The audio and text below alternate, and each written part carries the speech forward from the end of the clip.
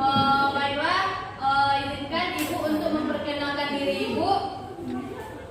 Perkenalkan, nama Ibu Yuni Zahra dari mahasiswa bimbingan konseling dari UIN Mahmud Yunus Batu Sangkar.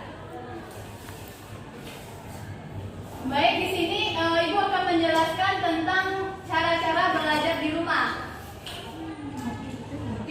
Lanjut.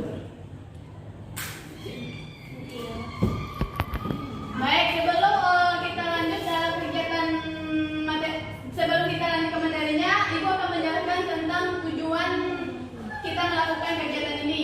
Yang pertama yaitu setelah mendengarkan penjelasan tentang pengertian cara belajar, peserta didik atau konseling mampu menjelaskan dua pengertian cara belajar menurut para ahli. Yang kedua yaitu setelah membahas cara efektif belajar di rumah, peserta didik atau konseling dapat menjelaskan tiga cara efektif belajar di rumah. Yang ketiga yaitu setelah membahas manfaat belajar di rumah, peserta didik dan atau konseling dapat menjelaskan dua manfaat belajar di rumah. Yang keempat yaitu setelah membahas dampak positif dan negatif belajar di rumah, peserta didik atau konseling bisa menjelaskan dua dampak positif dan negatif. Apakah Anda semua bisa mengerti? Mengerti. Sabo. Lanjut. Yang pertama yaitu pengertian belajar. Siapakah yang bisa membacakan PPT yang di depan? Saya. Jadi, pengertian belajar adalah suatu proses atau upaya yang dilakukan setiap individu untuk mendapatkan perubahan tingkah laku, baik dalam bentuk pengetahuan, keterampilan, sikap dan nilai positif, sebagai sesuatu pengalaman dan berbagai materi yang telah dipelajari. Stamento mendefinisikan bahwa belajar adalah suatu proses usaha yang dilakukan seseorang untuk memperoleh suatu perubahan tingkah laku yang baru secara keseluruhan sebagai hasil pengalamannya sendiri dan interaksi dengan lingkungannya. Terima kasih Pak Denny.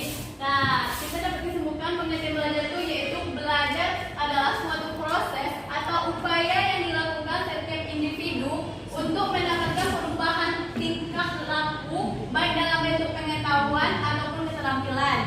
Lanjut. Nah, pengertian menurut para ahli yang pertama yaitu menurut M. Suktino. Pengertian belajar adalah seperti yang telah disinggung pada pengertian belajar di atas. Tujuan utama kegiatan belajar adalah untuk memperoleh dan meningkatkan tingkah laku manusia dalam bentuk pengetahuan, keterampilan, sikap positif, dan berbagai kemampuan lainnya. Yang kedua yaitu W.S. Winkel di dalam bukunya yang berjudul Psikologi Pengajaran.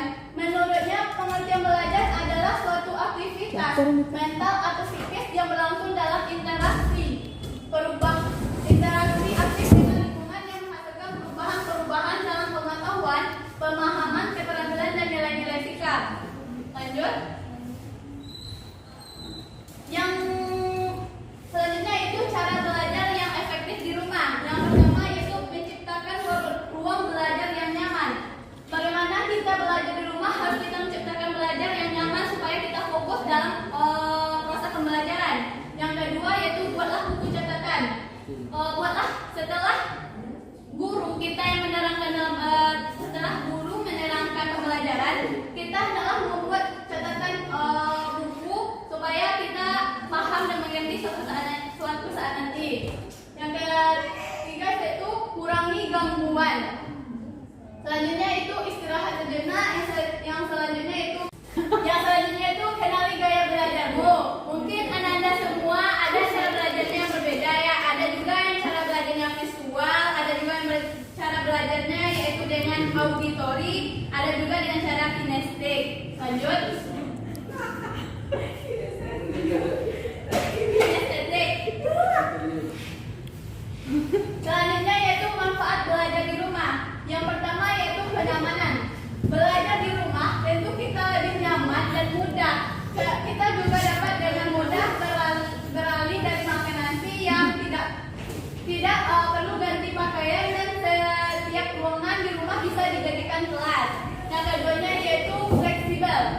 Manfaat belajar di rumah kita dapat melakukan di mana saja sesuai kenyamanan kita. Kita dapat terhubung dengan guru dan teman kelas kita dari ruangan mana saja. Yang selanjutnya yaitu mengurangi stres. Belajar di rumah dapat mengurangi stres karena lebih nyaman di rumah daripada di luar. Jadi secara alami ini adalah lingkungan yang akan memberdayakan dan santai untuk kita ketika mengikuti kelas. Yang keempat yaitu meminimalisir gangguan. Manfaatnya, ketika kita belajar di rumah, kita bisa terhindar dari teman yang suka menyebabkan gangguan kita belajar. Lanjut. Nah, selanjutnya yaitu dampak positif dan negatif belajar di rumah. Dampak positifnya yang pertama yaitu anak memiliki banyak waktu di rumah bersama keluarga. Yang kedua yaitu anak peka dan beradaptasi dengan perubahan. Yang ketiga, mau atau tidak anak pasti harus mengeksplorasi teknologi. Yang keempatnya yaitu sebagian anak merasa nyaman belajar dari rumah karena tidak ada yang mengganggunya. Yang keempat, yang selanjutnya itu dampak negatif. Yang pertama yaitu ancaman putus sekolah. Yang kedua, penurunan capaian belajar. Yang ketiga, tanpa sekolah anak berpotensi menjadi korban kekerasan rumah tangga yang tidak terdeteksi guru. Yang keempat yaitu anak kurang bersosialisasi. Nah, itulah materi yang bisa dijelaskan. Apakah anda semua yang paham dengan materi yang telah Ibu jelaskan? Paham, Bu.